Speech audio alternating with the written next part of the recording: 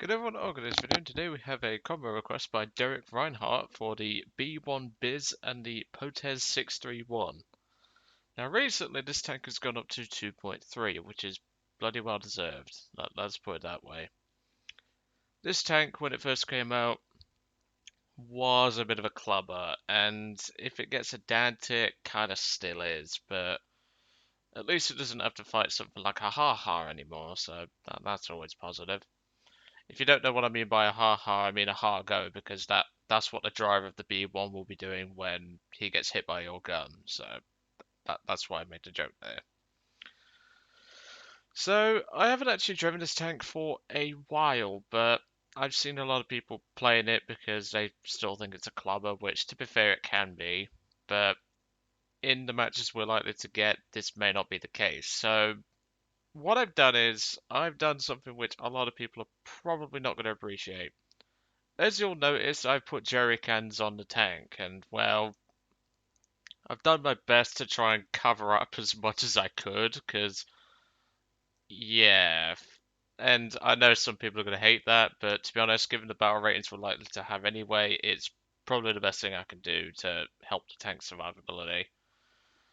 Now, whenever I drive the B1, I don't tend to have the best luck in it, because obviously it's a 32-ton heavy tank with only 307 horsepower, so it doesn't even have 10 horsepower per ton. It's not the quickest, but that's not the issue with it. It's the guns. And I say guns, more like I only really use one of them, and that's the 47. The 47 has good pen at 62, but for 2.3, that's looking a bit on the mediocre side. The 75 even has it worse with only about 55. So we don't have a lot of penetration in an up tier. And given our armor will likely be penetrated quite easily by the majority of opponents, that's why I put the jerry cans on, because, well, I'm not a pay-to-win scrub lord who uses bushes. I'm using the cheap version, because, well, why not? I have done a video on the B1 Bis before, but I don't think I've ever done one on the 631. I've done one on the 630 back when it got buffed, but I don't think I've done one on the 631. The 631 doesn't change much from the 630, and all it adds is 7.5 machine guns, which you can see on the wings there, and also a pair of 100-kilogram bombs, which they may do something. I don't know, but I know they drop singles now, which is actually pretty handy. But otherwise, we're not really going to be going and slaughtering everything with just two vehicles. I mean, the B1 might work, but if we don't get a down tier, we are going to struggle. The Potez, I think, will do better at the two of these in an up tier. So we'll just have to see how we go. But anyway, let's get crack-a-lacking, because I do have other things to record as well. So I thought if I just sit down and get them all done, then I don't have to worry about them. But this is the one that I wanted to get done first, because I knew this one was going to be the more painful one, most likely. Now, if we do get down to it, it won't be painful. It'll be clubby, let's put it that way. But the chances of getting a down tier at 2.3 are very slim, as you would have seen in the Valentine combo. But anyway, I'll see you all in the first match. In typical fashion, no less than 3 seconds after I say that, we get our first match, and we're on Corellia. This isn't a bad map for a B1. Depends on where I take it and what BR it is. We're top dog. Okay, in that case then, we're going over here. Why have I got HE loaded? I don't even use HE. I'll take 30 APHE. If you look, 64 mils of pen. It's actually got better pen than the 47, but not by much. And even then, the 47 is fully rotatable. Although, in-game, the B1 Bis has a really strange ability. For some reason, the 75 actually rotates slightly, which it shouldn't. It was fixed forward. So, that's always been something to think about, but to be honest, if you look at the red circle there, you'll notice it can't actually, it can't go very far. So we're gonna not really be using the 75, but we'll try to. Yeah, I know quite a few people hate this tank because it sat at 2.0 and just clubbed everything. There wasn't a lot that could really take down a B1 reliably. And that's what pissed a lot of people off about it. Which it did me as well, especially when I was starting to grind the new tech trees like Sweden, China, before obviously you got Sweden APDS. These things were so hard to kill. So the plan is we're going to clear out this back road and then we're going to make our way round the back towards the B point. That's the intention. We've got the armor to push. There we go. For anyone else about my keybinds, I have it set to the G for my second cannon, so that's what the 75 is firing on. Oh, hello. 47 is firing as normal. There we go. So I mean, those two tanks really cannot do anything.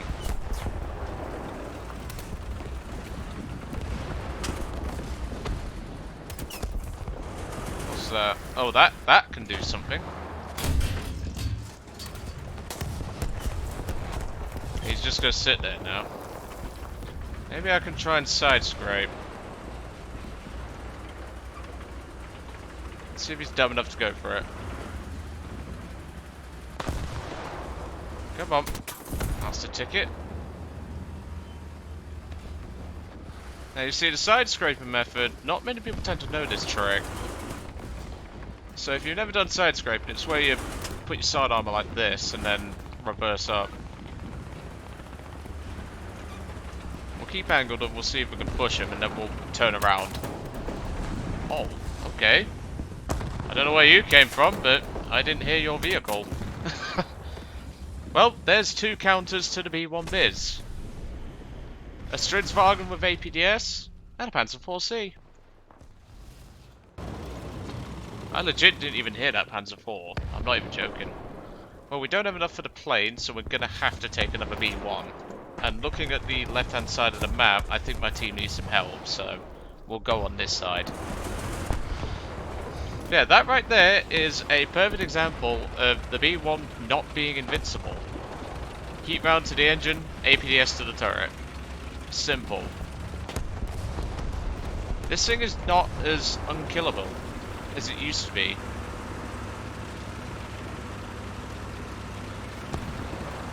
Like I said, I didn't even hear that Panzer IV, which is, to be fair, this engine on this B1 is quite loud.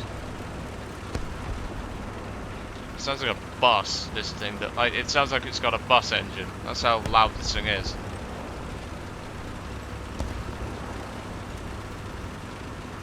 Yeah, like I say, that is the best way to take out a B1. Because of the slow turret traverse on the 47 and the 75 being locked in the turret or in the hull, if you take out the engine and just flank it, it's buggered. It cannot do a lot. But for a reserve player who doesn't know how to take this tank out, it is very hard. Like, seriously, I feel bad for any new player that runs into one of these things.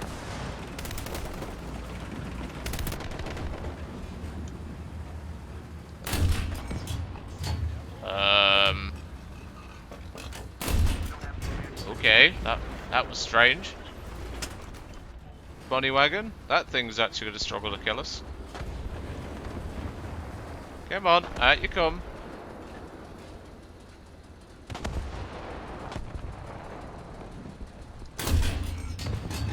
Machine gunner, that's all I could get. Got what appears to be the loader. Alright, now you're just taking the piss. This 47 is really crap for post-pen. How much we got? Still need more. Quite a lot more.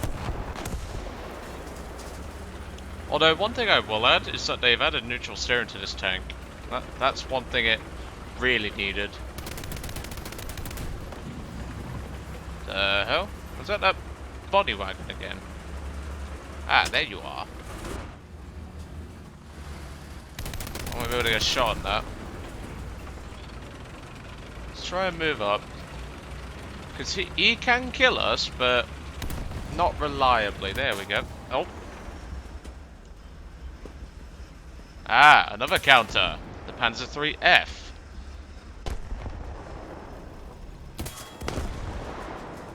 Right, I think he's been watching too many documentaries on the B1 Bis. You don't shoot the same place in the radiator compartment, and even then, that's on the left-hand side, buddy. Let's go for the driver next. I don't know what just dinged off there, but something did. This is a drawback right here of the B1.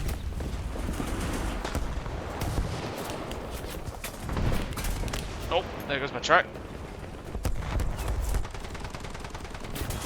Oh, Jesus Christ, we've been pounded. There's that Panzer IV from earlier. And there we go. See what I mean? That is a perfect counter. Heat, long range, Panzer IV F1. That is just a perfect counter. See what I mean? The B1 Bis is not as invincible as it used to be. Especially when you got a guy who actually knows how to kill it. But hey, you can't win them all. I mean, I'm not asking to get like 15 kills in the bloody thing. That's not what I'm about.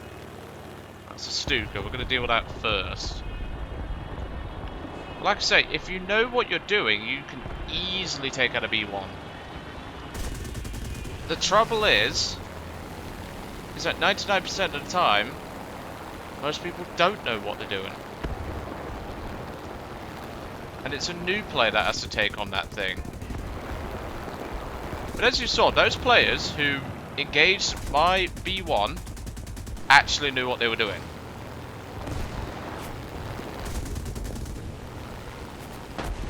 And if you notice, they took that thing apart in just a few shots. So, it's really down to player skill, and when it comes to a new player, they don't have that skill. Not yet, anyway.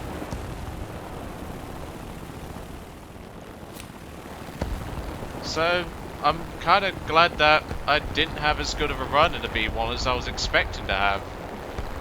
Because at the end of the day, and that Stuka's coming for us now. And there goes my gunner and one of my engines. Because we've got half the freaking German army firing at me. I'll try and drop the bombs on him. Just to get rid of them. Nice, Panzer II-C down. I've lost an engine, I'm not going to be able to turn with a Stuka now. Let alone barely fly. Oh, I'm losing control. Come on, pull up, pull up. Nah, I ain't got the horsepower. And that right there is what happens when German players actually know what they're doing. Problem is, that is rather rare. Well, I think that's us out. Yep, that's us out. Let's return back to the hangar. Well, not the most impressive battle, but that, in summary, really shows what happens when you actually know what you're doing against a B1. Those players knew exactly what to do. They utilised the loud engine of the B1 so that they could flank, because obviously I couldn't hear that Panzer IV at first. Then obviously once he put a shot in, that was it. And that's the thing. A new player should not have to rely on something they don't know yet to take out a tank like that. What if that was a new player in the Panzer IV F1 with APCBC at that range? He has no chance. What if the new player was in that Panzer IV-C or the Stridsvagn with no APDS or heat? Again, nothing they can do. So I'm sort of glad that the B1 Bis was spanked so hard in that game. Because it needed it. The B1 Bis needed to be taught a lesson. Now the Potez, we didn't have the best run in it, I will admit that.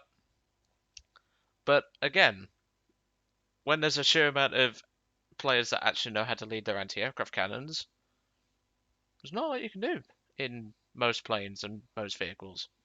But again, what if a new player was in that anti-aircraft? I wouldn't have been hit. I'd have been able to kill them. And that's the thing. You meet an experienced player, you're screwed in a B1 Biz. Because they actually know what they're doing. The B1 Biz's party trick is relying on new players. Once that party trick expires, there's nothing it can do. So I hope you enjoyed that demonstration of pure what happens when a B1 Biz meets an experienced foe and doesn't get to club. And well, I'll catch you all on the next one.